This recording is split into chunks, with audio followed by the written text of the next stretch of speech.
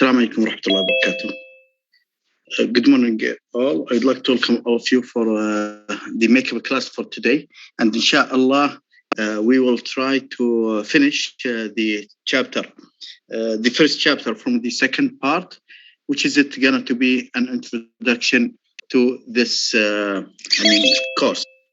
Inshallah, we'll talk about the, the topic of the architecture, the networks. Inshallah, we through the lab, you will learn more about the configuring the protocols, using different techniques, and knowing more details about the communication. But beside this one, because we are preparing you as a student to be familiar with the different aspects. For example, inshallah, you may get a position in one company and you may be required to design a network for that company. Design network, it doesn't mean that you will only configure. No, you have to draw the infrastructure. You have to know where is the servers should be. And let me just a second enable this one. Okay. So you will have the, the ability to configure the, to design the infrastructure for the network. For example, this is the building. You should know what the devices that you need, where is the location of the servers, how many devices you may purchase, and what's the advantages that you will use to offer security, for example, to your network. So there are a lot of aspects that are related to the networks. It's not only configuration. No, there are several aspects. As you know now, from the topic, we've written here IT infrastructure architecture. So most of the topics that we will cover in this course will be related to the architecture, infrastructure architecture. As you know, or most of you now, all companies and organizations are running to develop their applications to fit with the cloud services and to be mobility and to be stored in different, locations. And instead of saving all data in the hard disk or, CDs, whatever. Now, the infrastructure getting more complicated. Why? Because there are a lot of new types of applications that has been existed. Big data. Now, most of the countries are running to exist to exist applications that collect data from different resources. For example, COVID-19, most of the people are, were surprised when the vaccination has been created. They are saying it is very fast to develop a vaccinated.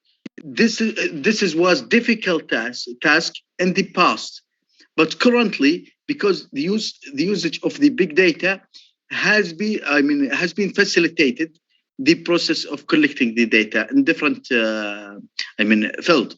So they collected data from US, from UK, from Saudi Arabia, from China, from different aspects, and they run a process or algorithm, a specific algorithm to analyze those data. A simple example of the process of the big data, it's collecting different information about you from different websites. For example, if I develop an application, there is an application called search engine, for example. This is one. If I create, let me remove, clear the whiteboard. Okay. You have an account from Twitter. You have account in Facebook, Instagram, TikTok, whatever. Through different applications, or if I develop an application, I can get some details from Twitter and then some details from Facebook. and some details from. I forgot to record. This meeting is being recorded. So, collecting the data, it could be from different aspects. It could be your data collected from Twitter, from Instagram, from the, Facebook, from TikTok, from other applications. By collecting those data and doing some analysis process, I can extract some information or records about you.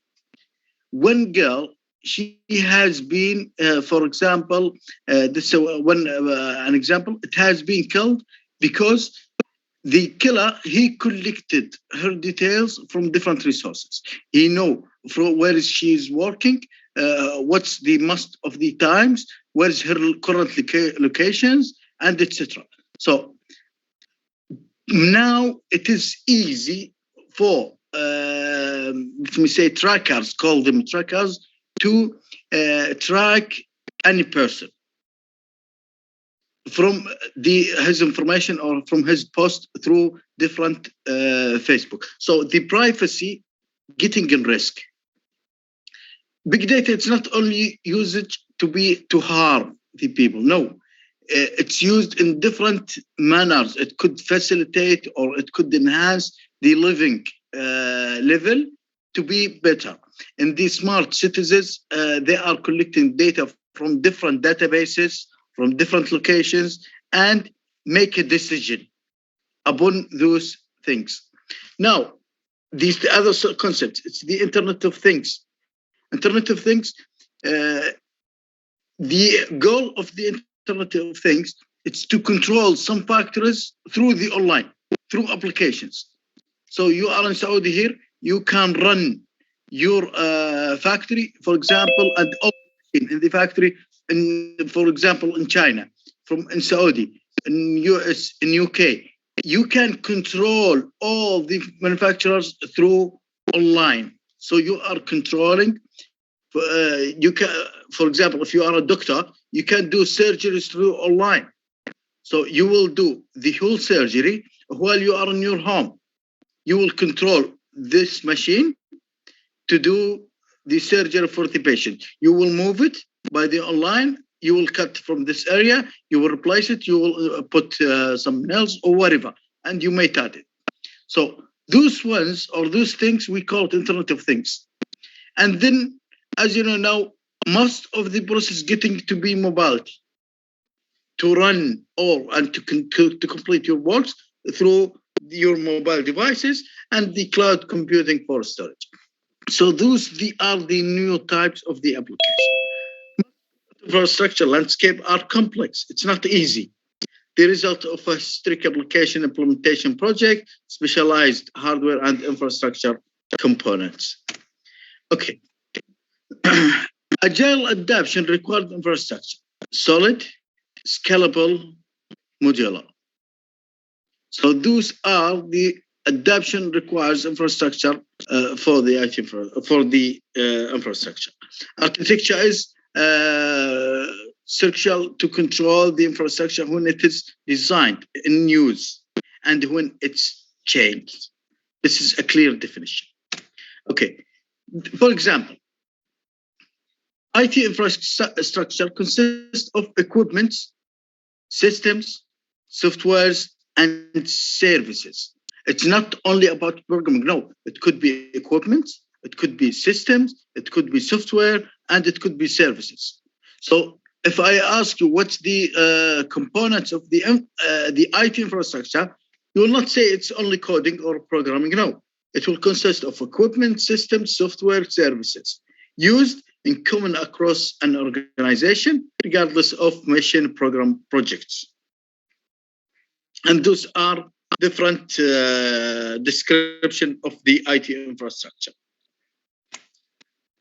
The definition of IT infrastructure, what the infrastructure comprise depend on who you ask, what their point of view. If I divide the infrastructure concepts, I can say the infrastructure for business analyst, and this may be in the information level. and the application.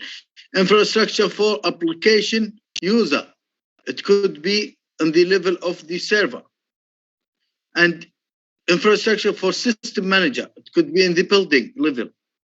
For most people, infrastructure is invisible and taken for granted. So, what's the strategy that we are running or working on it? In this course, we will work under this blocks. We call it IT building blocks. This is the blocks. The experts divide the IT infrastructure for 4 parts. The first part, functional management, application management, platform management, infrastructure management. The functional management, it will include the process and information. And application management, it's all the applications that you are using. So here, it's a process. Here, application. There, it's application platform. Infrastructure management consists of different things: end user devices, operating system, compute, storage, network, data center. All of them are hardware. So those, all of them are hardware, while the application, it's an application, for example, SAP, Jira, whatever, even Microsoft Word. This is an application platform, operating system, for example, Windows, Linux, Mac, whatever. And then you will use the application, Word, Excel, PowerPoint. Then all the needs that you require from the applications will be under the application manager. All the process that you will do through the applications, for example, those will be the processes, all the information that you will get. And then here, the hardware that you will use. Beside those ones, we need the 3 continuous factors. The first one, availability, performance, security. And we will talk about them, inshallah, in the rest of these slides. So, the process, we'll talk with the first one. First part. Process information building block. Organizations implement business process to fulfill their mission and vision. يعني العمليات اللي تقوم فيها عن طريق الكمبيوتر, those we call them a process. This is will be existed under the layer of functional management. Processes are organization specific. They are main differentiation between organizations. It could be different from one organization to another organizations. So this is the difference between them. Business process create and use information. كل organization, they will determine their process. ايش الغرض من تبني معمل؟ ايش الطلاب يحتاجون؟ تقول انا ابغى معمل وسائط متعددة. So the students will create movies and etc. Those 3 processes will what will be done inside the lab. So before designing anything, you have to identify the process. Why this lab is needed. If you know the lab or the process, you will identify the applications. To go, okay, because we are running, because we will use that lab to develop multimedia, files, even videos, sounds, whatever. Then we need those applications. You will say 1, 2, 3. You will list those applications, and you will say, because we need those applications, we need those specifications. This operating system, for example, we need Mac. Mac will support the multimedia better than the Windows. And then you will put these specifications. What's the kind of Mac? You will put the end user devices, operating system, compute, storage, network, data center, and etc. Okay. Client application building blocks. Client applications typically run on end user devices. Now we are talking about applications. We like browser, wherever. Office office applications provide standard server-based platform. يعني أنت تحتاج ممكن الميل سيرفر، البورتال، collaboration tools, whatever. All these are applications will be existed under the application management. And this is business-specific applications are typically high customized for custom building. Okay, now we will talk about the application platform. This will be divided for four parts, different parts. Application platform, they will be related to the front-end servers, application servers, connectivity, databases. Okay, let's talk about every one of them. Front-end servers provide end user with interaction to applications, such as the VPN that you will use in the lab. This is operating platform that you are using the VPN. Application servers acts containers, and we will know the containers later on. Containers running the actual applications instead of replace or purchasing a copy from all applications to be installed in all devices. We will buy one copy and we will give you the permission to access it through the VPN connections or other connections.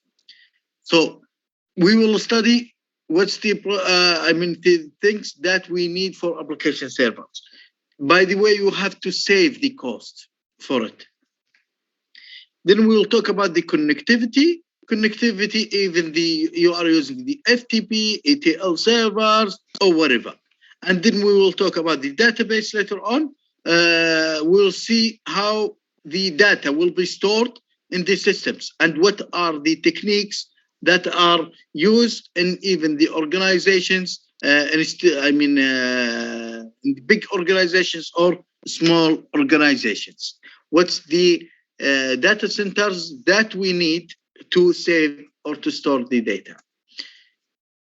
In the infrastructure management, we will talk, or it will consist of different concepts. For example, the end user devices, operating system, compute, storage, network, data centers. End user devices such as PCs, laptops, mobile devices, printers. Those we call them end user devices. Operating system, what's the advantages that requires to to use the operating system, the specific one. For example, Windows 11, it needs 4 giga RAM minimum, for example. What's the specifications of the processor? If you set everything and then you bought a processor which is at low the requirements, all the lab will not work efficiently. Then you have to set the specifications. After finalizing all the operating system and etc., you will go to the specifications that required to run the operating system. For example, the memory, process, devices, file systems. Then the compute. Compute, it's the hardware, the case we call. What's inside the case? Are the physical and virtual computers in the data center, also known as servers. Storage are systems that store data, such as hard disk, tapes, direct attached storage, we call it DAS or NAS or SANS. Storage area network, and we will explain them, inshallah, later on if we are talking about this storage. Networking, what's the tools that are required to develop or to be used in my project? How many routers I need? How many switches? How many firewalls? WAN, LAN? Shall I connect to the WAN or not? What's the internet access? Is it going to be SCC, mobile, Zain, whatever? Do I need a VPN service or not? How can I create it? How can I do my subscription? Whatever. What's my DNS, DHCP, time services? So all these will be required to control your network. Data centers. We will learn. We will learn about the locations that host most of our infrastructure hardware. We will talk about the UPS, the heating and ventilation and air conditioning, the computer racks, physical security measures, and etc. Infrastructure management are processes, and we will learn about ITIL, COPIT, DevOps. Those are infrastructure management processes. We will learn, we'll mention for several tools that are used for monitoring, backup, logins as well. Infrastructure building blocks are not per definition hierarchically related. For instance, servers need both network and storage. Both are equal important. طبعا احنا الآن we spoke about the functional. Let me just go to that one. We spoke about the functional management, application management, platform management, infrastructure management. And we know the process, it will goes like this one, if we are planning. But there are three things, 1, 2, 3. Those ones, the availability, performance, security, should be considered from the beginning. We call those items non-functional attributes. So if we are talking about non-functional attributes, we will mention the availability, performance, security. Non-functional attributes, this is in FRS. The name non-functional attributes suggests they have no function. To make the network availability, there is no need to buy a tool to make it available. No, it needs someone who will monitor the network and make sure it's available. And what's the alternative plan? So his role is to make the network is available. The security, there is someone who needs to make the security high. Performance, there is some people who will focus on the performance from the beginning until the end. So those are the non-functional attributes which are important. They are very important for the successful implementation and use of the IT infrastructure. The term non-functional requirements or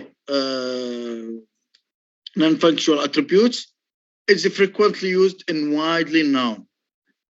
هذا دائما لما تبدأ في الشركات ترى non-functional attributes, it's a common concept that they are using. After developing the lab, the network, those 3 attributes, it will be continuous process. It will be a continuous process until they do another development and they will enhance those things. The acceptance of system is largely dependent on the implemented non-functional requirements. And inshallah, we will learn more later on about each of them. Conflicting non-functional attributes, many of non-functional attributes are delivered by the infrastructure. Non-functional attributes are often conflicting: security versus user-friendless, performance versus cost. So those are the conflicts of non-functional requirements.